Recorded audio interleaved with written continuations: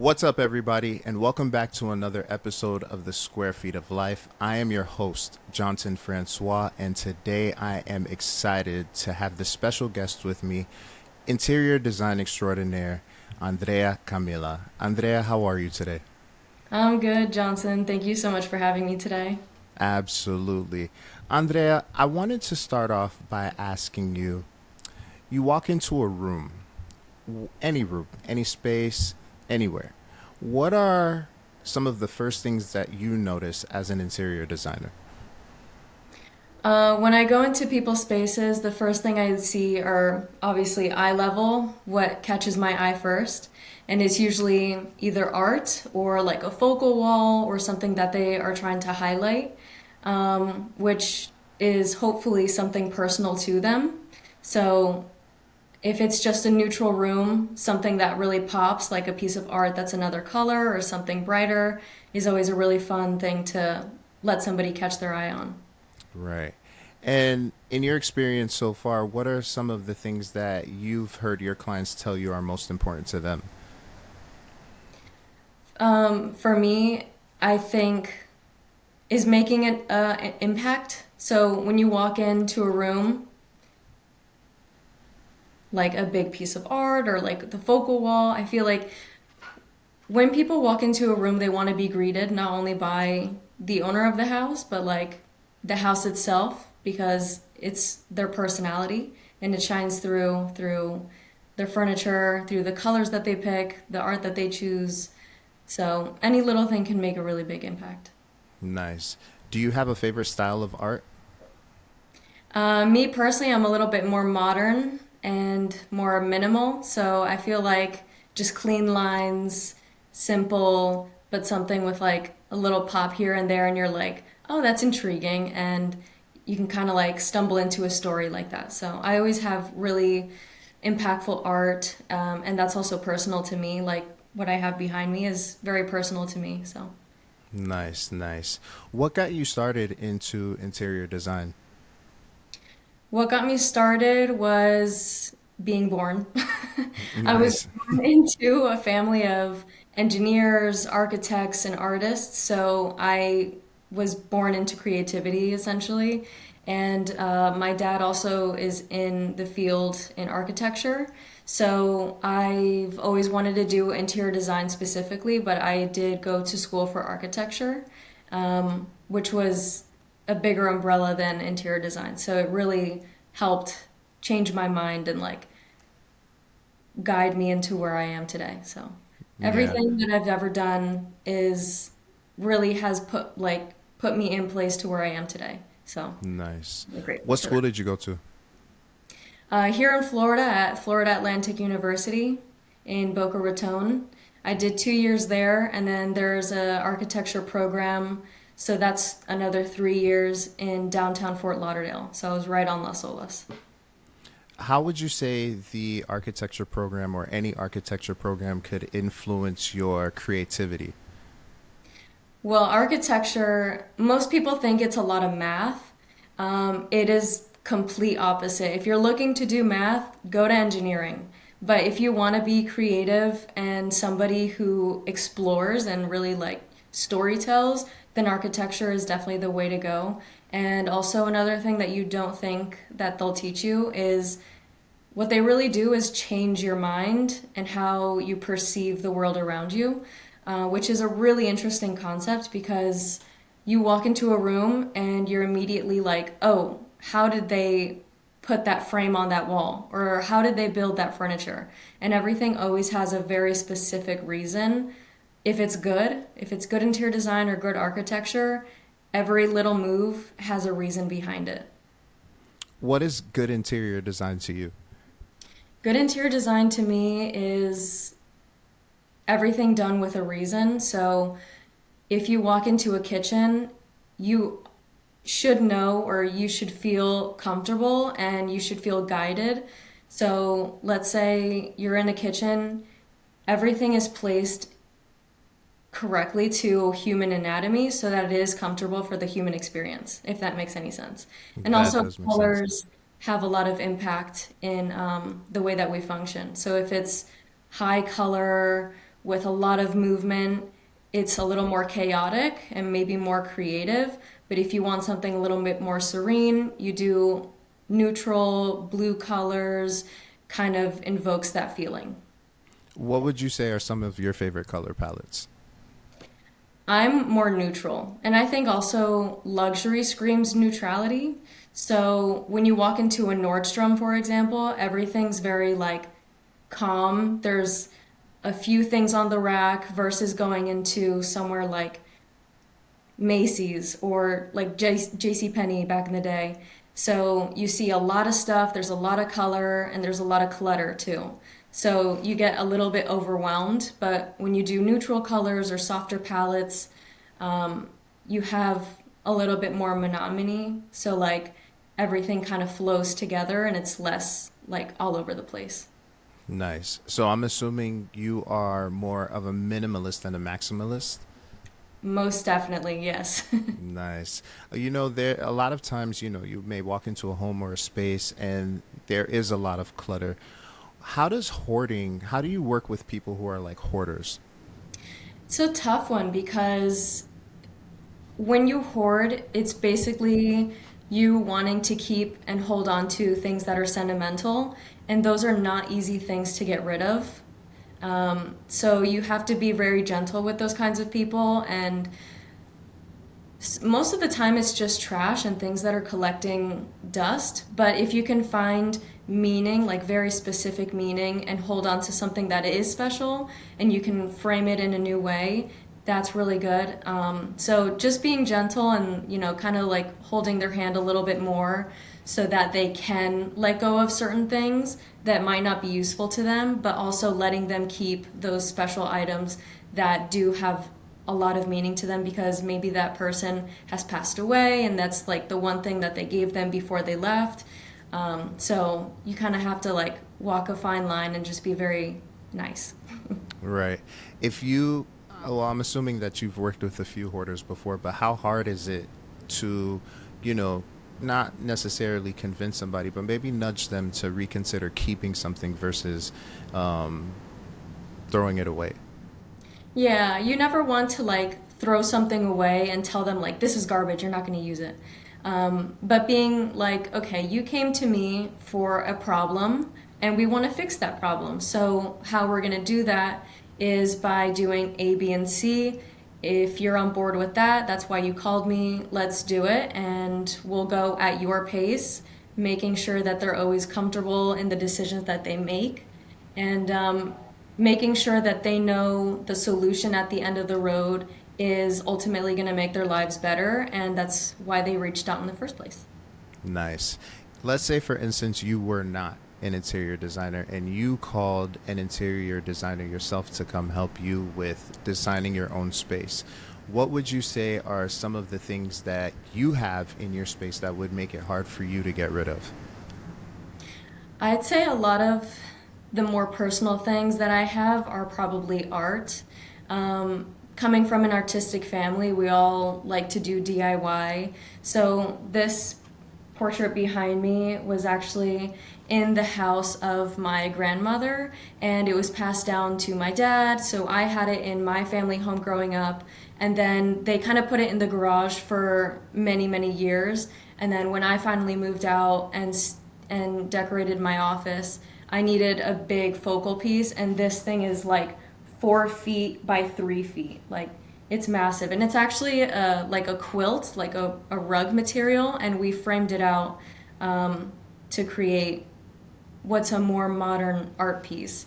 And I also have a piece from my grandmother, who she was a painter, and the last painting that she did was for my house, for my dining room. So I hold that very dear to my heart. Nice. That's beautiful. So you come from a lineage of artists, and interior design has been your art, clearly. Do you draw or paint or do any type of other art outside of interior design? I try to do some DIY, which is really fun for me. I try to keep myself busy. Even if I have no clients, I'll do like a mock up client, or I am myself my own mock up client. And I clearly don't have a budget, but I do.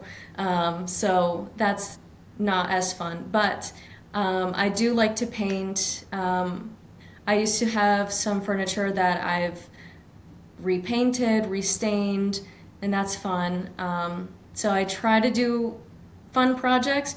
So yeah, Would you trying to say save that, money. yeah, would you say that doing your own DIY projects, does that kind of get you away from work in a positive way? Do you look at it as maybe a stress relief, as a stress reliever? Absolutely. When you walk into your own room, in your bedroom, for example, you want it to feel peaceful and you want it to look how you want it to look. Let's say you're on Pinterest and you have 100 pictures and they all kind of look the same. You're taking like very specific details of that picture and bringing it to life. And that's interior design for me. So I never kind of leave it. Like I'm always looking at something and I'm like, I want that in my house. If I go to a hotel to get away from everything, I'm still looking at everything and I'm like, I want those lights. I need to find those lights. Yeah. I don't think I ever really stop. I think it's just a different mode of interior design. Maybe it's not like that looks really good in my client's house, but it's more like that's cute and I want it in my house. You mentioned so many places that you could draw inspiration from, and one of them may be a particular hotel. Do you have a particular hotel that's inspired you? Um, I don't know if there's a particular hotel, but I do really love the works of Zaha Hadid. Mm, Um, and I mean, she's done some hotels and residential towers, um, but I don't think I'm rich enough to afford staying in those kinds of places, so I just marvel at them from afar. yeah. Do you ever like go in like to the lobbies? Sometimes that's what I do too. I would like if I, you mentioned Zaha Hadid, she has her last project is actually in Miami, if I'm not mistaken. And sometimes I'll drive by it if I'm like going to a Heat game or something, and I'll just marvel at it. Do you do the same thing too? Do you like go into different lobbies and see what the space is looking like on the inside and just the outside and taking pictures? How do you draw that inspiration when you're there? Yeah, I actually did that this past weekend. I follow an interior design group called IDDI, and they had just opened up a new place down in Fort Lauderdale. I think it's called Market Fair or something like that. It's like right on the water. And that popped up and they had their grand opening like a few hours ago and I was like, I'm gonna go. I wanna go see what that looks like. So I went down just by myself. I took a lot of pictures and just hung out and like just took it in. Yeah. You mentioned your family not too long ago, and prior to us jumping on this podcast right now, you did say that you are Peruvian. How has being Peruvian inspired you as as an interior designer? Being Peruvian and interior design. So Peru has a lot of color, which is not my style at all. Really? But the when it does come to color, they do very, very bright pink and yellows and blues, which is very exciting and vibrant when you're there. But introducing that kind of style is kind of difficult for me because they're very bold in their patterns. But what I would take away from that is having those bold moments in it doesn't have to be the exact colors of them, but I do love the way that they are so expressive in every piece that they find. So their skirts will have like very traditional embellishment on it, or like their sweaters or their hats. So everything they do is like very colorful and very patterned and ornate. But I just love how they express themselves, and that's kind of something that I want to portray to my clients. So if they have a background and they want to bring something in, we can celebrate it, and it doesn't have to be super loud and everywhere, but having those special moments shown through either little trinkets or art or pillows or blankets, I do really love that. As an interior designer, do you look at other things that require design the same way? You mentioned how in Peru the colors really pop out in the clothing at time. How has interior design influenced your own sense of style? Um, well, when I look at my clients and they don't really know where to go because they have so many things in their head, they're just like, I like what I like, but they can't describe it. I'll usually ask to go into their closet, which is sounds very intimate, but it's what they wear every day and what they're comfortable in. And so you can really judge a person on the way that they dress and the way that they put themselves together. It can really show if you're wearing all these colors and patterns, you might want to have that around your house, not making it like super tacky, but we can bring out those same patterns that you love and you constantly rebuy. It's subconscious, and I want to bring that out because you don't really know why you're doing it or you don't know why you like it, but you keep on buying it. So there must be a reason somewhere. So we can always look at fashion and take lessons from it and put it into your design because it is fashion at the end of the day. Right. If someone were to look at you and try to figure out who you are by your own fashion, what do you think that they would come away with? I hope elegance. Um, I've always looked very young. I still get carded, even though I'm 25. They're like, "You're 19. You're not old enough to be in here." And I'm like, "All right." But I try to be very put together, and I try and, I like very modern and high end. So I try to emulate that in my life and through what I wear, what I buy, and how I hold myself as well. Do you ever get bored by companies putting out the same design or repetitive design? And does that make you ever want to be like, oh, I wish I could change that? If I could give you an example, before we hopped on here, I noticed that Apple released the, I guess, newest renderings of what will be the iPhone 16. And I was just like, oh, it just looks the same. So I'm starting to wonder if you kind of like look at certain things. Who knows? Maybe it could be cars, it could be the iPhone itself. And is there anything that you would want to change? Um, Well, right now, what we see a lot of is neutral and almost like mixing vintage with the new, which I really like because we're trying to go more conscious, like environmentally conscious. So I think that's good, but we are starting to see the same exact designs everywhere we look. And it's because of HDTV and it's because of social media feeding you what they want you to see. And I think people should take that with a grain of salt. Um, and if it is your style, that's okay. But being a little bit more unique and not just copying word for word everything that you see. So making things more personal, but keeping the same base, I guess, of what Yeah. you're. No, I like that. Um, a client comes to you and says, Andrea, I need help. Where do you start? I asked them with what? That's a good question. They're like, Andrea, you know what? I've been in this house for some time. I think that, I want to make some changes. Um, I'm the first owner, so let's say the developer has, didn't really do anything. Everything is just white walls, and it may be modern appliances, but they're giving you complete freedom. You could change the floors, you could change anything you want to. How would that consultation with you start? So when you move into a big white box, it gets very overwhelming because you see a whole empty room and you're like, okay, I know this is supposed to be a bedroom, but I don't know the orientation of it, how I'm gonna wake up, like where am I gonna go from here? What colors do I pick? Where do I start? There's so much. It gets very overwhelming very quickly. And most of those people just don't have time. So, what's most important to me is understanding why they're having such difficulty. So, it could be either time, they don't know how to like put colors together or like make things cohesive. So, that's always the biggest thing for me. And I think the first step is probably buying the largest piece of furniture that goes in the room just to start filling up the space.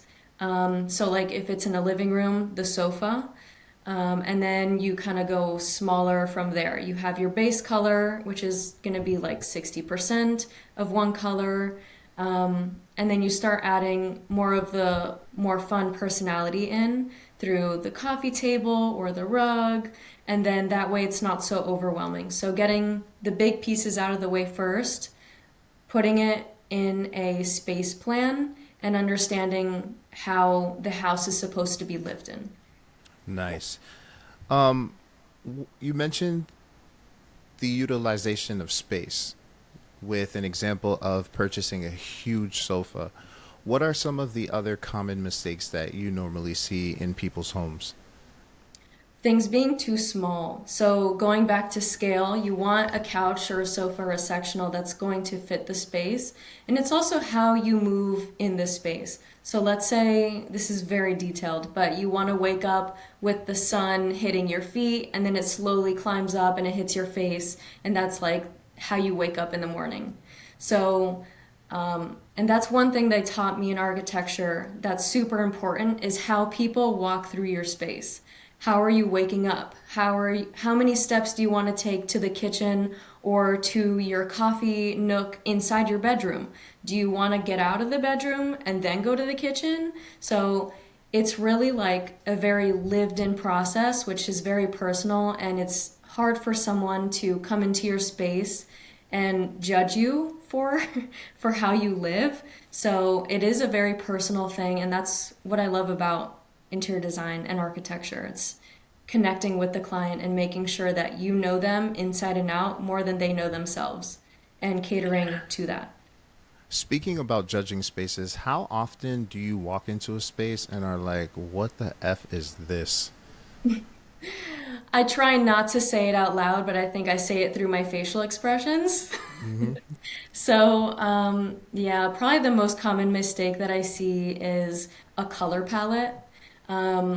So, sticking with three major colors and then breaking up those colors into smaller tones and like slight variations of them, but keeping like a consistent color palette is really going to help keep consistency throughout a room. Yeah, we talk a lot about different color palettes, and you've even mentioned, the white box, right? And sometimes you could be in the white box or use white paint and think that, you may be doing something by just keeping a space basic. But how do you approach a space and try to promote positive well-being? Positive well-being, I like to create through texture. So when you're in a space and you want to feel cozy, maybe there's a softer fabric or like a boucle. So those are like little nubby textures, but it could either be coarse or soft. Same thing with a rug. I feel like rugs can make a huge impact in a space, not only by color, but through its texture. So like a wool rug feels very different on your feet than a jute rug, where a jute rug is going to be very hard and coarse with like bristles almost. So it's a little spikier versus wool can be very soft and cushiony. Nice. We're mentioning rugs now, and that makes me think, a lot of people like different accent pieces or different accessories in their space, like a throw blanket, for instance. Do you have a favorite piece that kind of makes you feel a little bit more complete whenever you're at home? When I'm at home, probably a good blanket. I would have to agree with you. Yeah. Nice. Do you have any preference in blankets? Like, does the thread count have to be like super high or?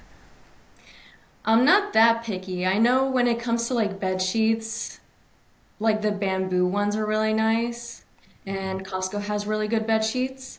Um, I have bought some bad bed sheets in my days, so once it gets like when you throw it in the wash and it starts peeling, that's like an absolute pet peeve. I can't have that. You know what? That's such a great point, right? Because sometimes we just throw things in the wash and then all of a sudden they're destroyed. How do you go, or what advice would you give to people who probably want to take the best care of their items and, pertaining to just washing or, just taking care of it? Yeah, I think that actually happens a lot in interior design because you want to make like you want to make a nice house for yourself. Maybe you don't have enough money to invest in a high-end piece of furniture, so you end up buying something off of Amazon or something that maybe is $100 and you're like, "Wow, that's so cheap. I'm gonna get that." But you're looking at everything else and it's $300, what you actually want. So, would you want to buy that $100 chair 3 times in 3 years, or do you want to just spend the $300 investment right off the bat and have it for the next 30 years? So, I think that's super important and something that I also have to follow because I like very expensive design and sometimes I just can't afford it. But looking for specific materials, how it's made, and obviously taking care of it is obviously very important. So, Nice. Let's say you have a client who has an unlimited budget. What are some of your favorite stores to possibly take them to actually help them, feel great about the investment that they're making with you? so when you hire an interior designer, the best part of it is that they have special connections in the industry where common people don't shop at. And I'm going to say something controversial. Restoration hardware is incredibly overpriced, and there's a lot of people that can afford it, but it's not good quality. Most of their things are not that great. It's made with the cheapest kind of wood, but they price it like it's made by hand in the back of the store, and it's not. It's made just like any other piece of furniture that's kind of like middle grade, but they really price it way up there to show that it is made of something different, but it's using the same material. So when you have an interior designer that has different sources that are made with real people in different countries and they're being treated correctly and they're being paid for their actual labor. I think that's super important. And you can actually see where everything is made. And it's much more, I think it's just a lot better when you go through smaller connections instead of going down the trail and picking from retail at the very end because someone's making profit somewhere. Nice. And what about someone who's shopping on a budget? I think there are really good options at Wayfair and Amazon. Walmart has really great options. Um, and just really making sure that you research your piece because the one thing that sets everything apart is the material that it's being constructed with. So if you're buying a chair, making sure that dimensions are correct because sometimes you buy a chair and it's like teeny tiny and it looks massive in the picture. Like there's like two people sitting on it, but you get it and it's a one-seater. So you have to make sure that you read what you're buying. Yeah, totally agree. How do you manage your clients' expectations? I make sure that I know their expectations. So if they want, I don't know, making sure that it's also in budget. That's probably the biggest expectation that they have. And making sure that things are on time. So I always have to make sure that things are either in stock or that they are aware of the lead time. And if it's not in stock or if it's custom, that it's going to take much longer to receive. Nice. I'm looking at your background and I'm looking at my background and I'm like, wow, there's such a huge difference, right? If you could design my background just for this episode, what would you do? I probably give you different lighting from like different angles, create some shadows, some depth on your face. You don't even, I think it's a window maybe behind you. I don't know. But Low with a key it is. curtain, yeah, with a curtain in front of it. It's So raining right now. If it wasn't, I would definitely show like the ocean view and all that stuff. there you go. Yeah, me too. Right here. But without furniture, you could really use some lighting to create different depth behind you or on your face as well. Nice. What does your dream home look like? You're so focused on, creating spaces for everyone else, but for you, what would your dream space look like? My dream space, I think starting on the outside is me pulling up in my sports car and then walking on like the pavers with the grass in between, open up my big pivot door that's like 20 feet, and then I enter into a big house with a lot of glass. There's a pool. That's like the first thing I see in the backyard. and then there's the ocean or the intercoastal. And on the inside, I don't even care anymore. I just want the view. Really? Okay, I'm just joking, but yeah. Why the I guess the ocean view or the water view over something like, let's say, a farm? Um, Probably because I've been here all my life and Mm, I've always been kind of far from it. It's not even far, it's just that it's like slightly out of reach where I don't want to go. So it's like five, it's like 15 minutes too far away where it's just like, the ocean's not going to go anywhere. I don't need to go. So. yeah. Do you feel like the ocean or having a water view impacts your mental health and your stress levels? Absolutely. That's feng shui. That's like the number one thing in feng shui, right? Having Hmm. water streaming or trickling, not like thunder, Right. but having, the different elements of earth surround you. I think that's super fun and important. Nice. You mentioned thunder. Could you hear the thunder in my background? A little bit. I heard a little rumble. Yeah. Okay, because I just wanted to make sure that people don't think it's my stomach or anything like that. It is really raining. But no, I think that's absolutely dope. You mentioned in your own personal dream home pivot doors, and I do want to get to pivot doors and different doors and things like that. But you mentioned the style of driveway.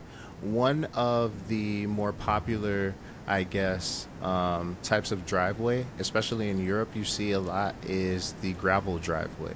Mhm. Um, how would you say the driveway influences the facade of the home? That's an interesting question. I think it influences a lot. It's all about curb appeal. So if you have a whole driveway of pea gravel, it might not look as sexy because it's not defined. But if you have definition and you're creating like landscape art with it and you're really defining like where you're going, I think that's super important rather than having a driveway, no driveway, or pea gravel or dirt or grass. Just having it defined and making everything look cohesive together. Um, uh, so everything is art and everything is balance in Yeah. every aspect. Would you also say that the style of home it matters what type of driveway you have with it too, or does it not really matter? I don't think it necessarily matters as long as it has balance in it. So the entire thing is one big picture. So if you're looking at just one element, you can't really tell. But once you look at the whole picture, you have to make sure that there's maybe the same colors are repeating, there's symmetry, or the windows are asymmetrical on purpose. So there's a lot that goes into making something look beautiful. Nice. Speaking about making things look beautiful and clients, a lot of times working with clients, you could either be working with one person or you could be working with a couple. Which do you prefer to work with? Do you rather, it be the owners of the home, both, or do you rather it be a couple or a single person to work with? Um, I've worked with both, and I feel like it always comes down to one person, anyways. So one's kind of calling the shots, um, or a little bit more with me, spending more time with me in the decision making, and then the other one just kind of pays for it. So I sometimes that think I might be know the who same pays. person. Yeah. And not to be stereotypical, but that's kind of what happens in the end. So. Yeah. But I love either way because when there's a couple, you have to make sure that both of them are being satisfied with one single design. So sometimes that can pose a fun challenge where they're very traditional, very contemporary, and how do you marry those two together? But that can also happen with a single person that they have so many ideas in their head and they don't know how to execute it and they don't have the time for it. So there's they're kind of the same problem. Yeah. Do you prefer to work on really big spaces or smaller spaces? Personally, I think bigger spaces you work, but small spaces also have a fun challenge to it too. So it depends if it's really, really small or really, really big. I think I kind of like the ends of the spectrum. Yeah. You mentioned how your father's been your influence throughout your journey as an interior designer. Do you ever still go back to him and are like, Dad, what do you think about this? All the time. He's like my boss without being my boss. And I don't even ask him for advice. I just show him and I just know I'm going to get critique back. But in Yeah. a good way. It's like that's what I've always had. So I've always wanted to receive the criticism and I receive it pretty well. I think when you get criticism, it could either go one of two ways. It could be really bad and you're like, don't judge me. Like, why are you saying these hurtful things? But on the other hand, you could be like, oh, I never saw that before. You're totally right. And obviously, he has a lot more experience. So he is my mentor. And I can honestly go to him or any of my other family members for help. And I think that's what a lot of people don't have. When you're a solo entrepreneur, you don't have anybody that's working with you. So there's no critique or, there's no improvement. So I think working with a team, working with people that you trust is super, super important. And even though I come from like a good background, not a lot of people have that to rely on. So I'm very thankful for that. So if I have a question, I know who to go to. Nice. Um, Earlier, also, you mentioned Pinterest. And as an interior designer, well, as someone who's not an interior designer, sometimes I go on Pinterest and I have like all these different boards of like homes and things like that. How many boards do you think that you have dedicated strictly to houses and interior design? I try to manage my boards very strictly, or else it gets like all over the place. So I have one for bedrooms, for every space really. So like bedrooms, living room, kitchen, and then I can scroll through that and like pick out little details of each one. So I probably have like 30 boards. And I'm sure your clients come to you with their boards, so you encourage that as well too. Or not even just with like Pinterest, but it could be something they may have seen on the internet elsewhere, Instagram. It doesn't really matter. Yeah, absolutely. And I encourage people to give me their Pinterest board or like a movie clipping or a magazine or, whatever they found interesting because you almost start seeing a pattern of what they like. And that is really helpful when you're designing, let's say, their bedroom and they give you 50 pictures of the same green bed. So, like, okay, I think you want green in your room. I Right. think that's quite obvious. So, working around that is super helpful.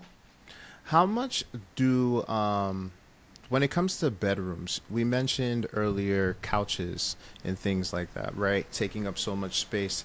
And when I was in college, when I decided to live off campus, one thing I decided to do was get a king size bed in a room that a king size bed did not make sense in, right? So, how much do you have that back and forth with clients who maybe want a larger size bed or even a smaller size bed because of whatever reason? I think scale is super important, and in a room, you definitely want bigger furniture, not like overly large where you can't walk around it anymore.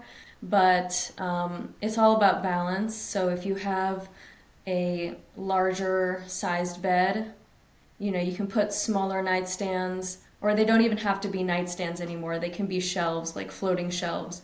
So, same thing with a sofa. If you have a really big, chunky sofa, then for your coffee table, you want to go a little lighter so that you create contrast.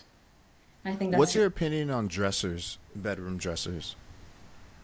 I think they're great. I think storage just in general is really good to keep clutter away. Because if you have a lot of like messy things or like there's a lot of things on display, it can get a little chaotic. And so like let's say you're in Walmart and you're going into one aisle and then there's like an apple in the middle of like the electronics. You're like, why is this here? And that's the same thing that happens in our bedrooms and in our houses just in general. We start placing things where they're not supposed to be. and that continues and continues and continues, and now your whole house is cluttered. So having a place to store things in where you can close the drawer, you can close the doors, and keep it all behind, you know, just hiding it. Um, it helps you. You can still be messy, but you can just close the door and forget about it. Yeah. What are some of the designs that you think that are going out of style at the moment? Out of style, I don't know. I feel like right now everyone is throwing things out, and especially because of social media, we have a lot of different styles being so prevalent. So you kind of see everything. There's a niche for everyone these days. So I don't know. And what are some of the styles that you think are coming in? Coming in, I think a lot more curves. I've been seeing a lot of curves and like very like fluid pieces. Ever since the pandemic, I feel like since we were stuck inside, we wanted to bring nature in. Um, and everything was very like square and like boxed off, and people just wanted more light, more nature inside or like nice things to look at. So I think that's still very prevalent, and I don't think that's ever going to go away from now on.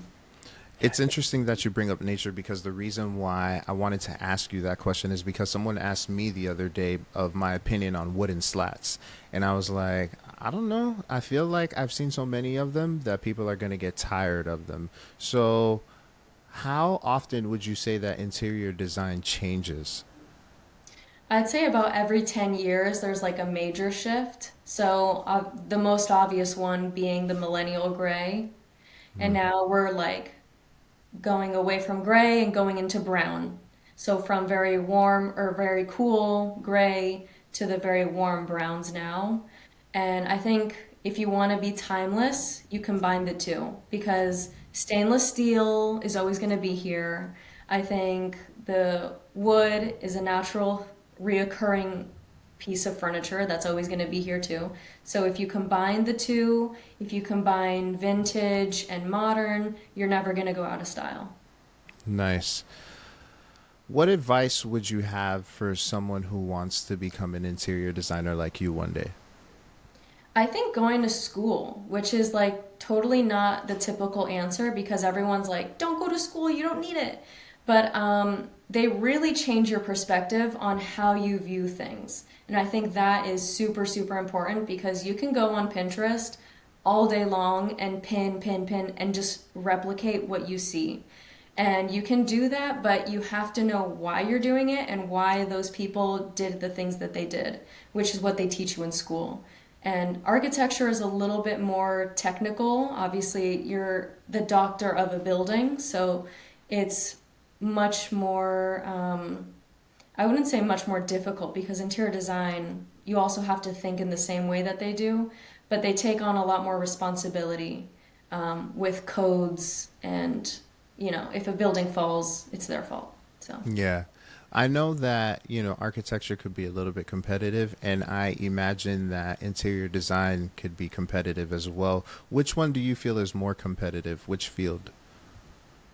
I think probably architecture because in my mind they are just much bigger. You always see like Zaha Hadid made the beautiful building, but no one really talks about who made the furniture inside. You always kind of see like one big name, and it's usually a guy's name. And interior design has a lot of women. So I feel like being stereotypical, we still see that play going on. Nice.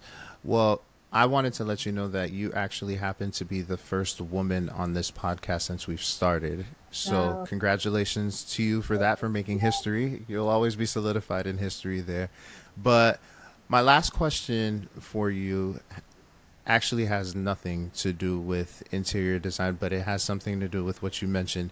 You're pulling into your driveway of your dream home in a sports car. What sports car is this? um, Probably either a McLaren Or an Aston Martin. I really like those. Fire. Yeah. Great answers. Andrea, you are very heavy on social media. How can the people find you? Andrea Camila Interiors, and it's like the same on every platform. Nice. Thank you so much for joining me today. I look forward to making the adjustments that you recommended so that the next time we speak, you'll be like, oh my God, he actually listened. Yeah, there you go. Thank you so much, Johnson. Thank you for your You're time. very anytime. And if you haven't subscribed already, please subscribe to the podcast and we'll see you next time. Bye.